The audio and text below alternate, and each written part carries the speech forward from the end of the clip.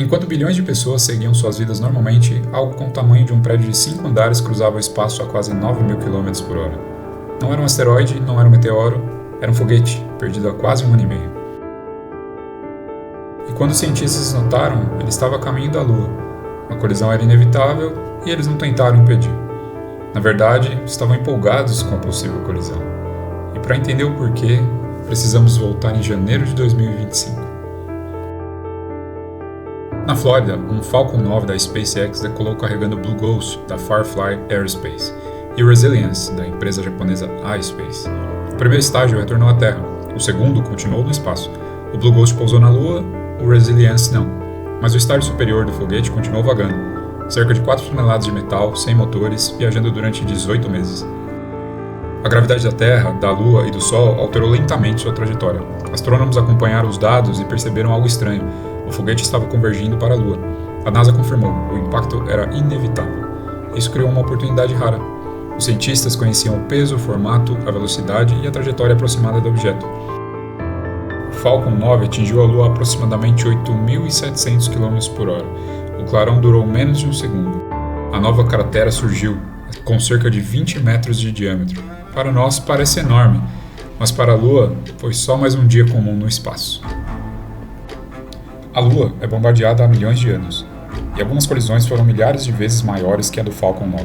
Se você pudesse voar sobre a superfície, encontraria milhões de crateras. A razão é simples, a Lua praticamente não possui atmosfera. Enquanto a atmosfera terrestre destrói ou desacelera muitos objetos, na Lua eles atingem o solo praticamente em alta velocidade. Segundo estimativas citadas pela NASA, impactos comparáveis ao do Falcon 9 acontecem com relativa frequência. Para a Lua foi apenas mais um dia comum, mas existe uma cicatriz muito maior.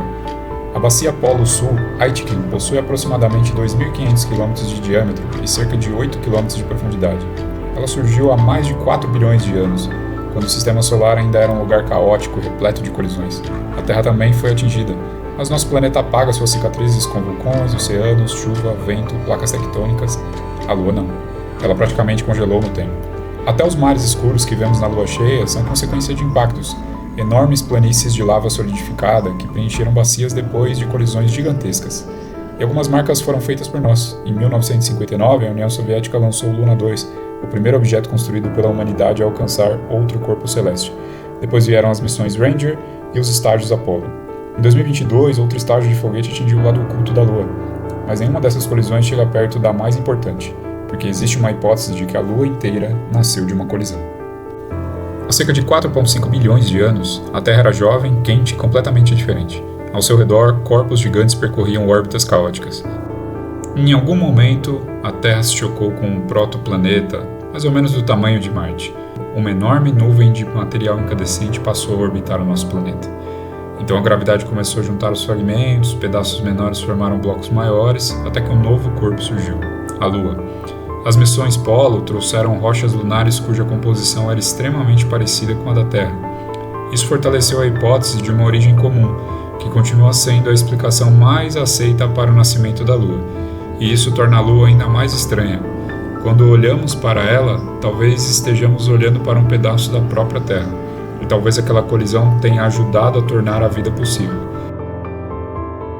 Há cerca de 66 milhões de anos, um asteroide de aproximadamente 10 km atingiu a região que hoje corresponde ao México. A colisão provocou mudanças ambientais globais e contribuiu para a extinção de cerca de 75% das espécies, incluindo os dinossauros. Uma única colisão mudou o destino da vida na Terra, e é justamente por isso que o Falcon 9 importa. Os cientistas conheciam o objeto que atingiu a Lua, agora podem comparar sua massa, velocidade e trajetória com a cratera produzida. É quase como realizar um experimento em laboratório, só que o laboratório está a quase 400 mil quilômetros de distância. E eles querem entender como a poeira se espalhou, quanto material foi lançado e até onde os fragmentos viajaram. E essas respostas podem ser fundamentais para o futuro, porque a humanidade quer voltar à Lua, desta vez, para ficar. Países como China, Estados Unidos, Índia, Japão e empresas privadas estão planejando novas missões. O objetivo não é apenas pousar, é estabelecer uma presença permanente.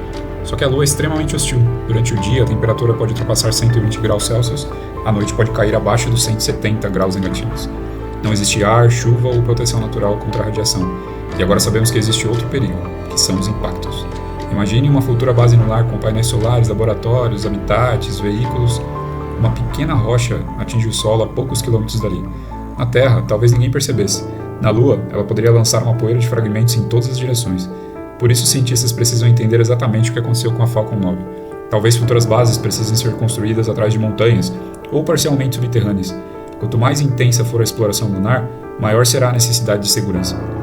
O Falcon 9 parecia apenas mais um pedaço de lixo espacial, mas ao atingir a Lua, ele criou uma oportunidade científica rara. Talvez aquele acidente seja a parte fundamental dos primeiros passos para a criação das bases humanas na Lua. Tomara que possamos viver para ver esse momento chegar, o momento em que o homem será oficialmente um colonizador espacial. Se você gostou do vídeo, curta e compartilhe. Obrigado por assistir e até a próxima.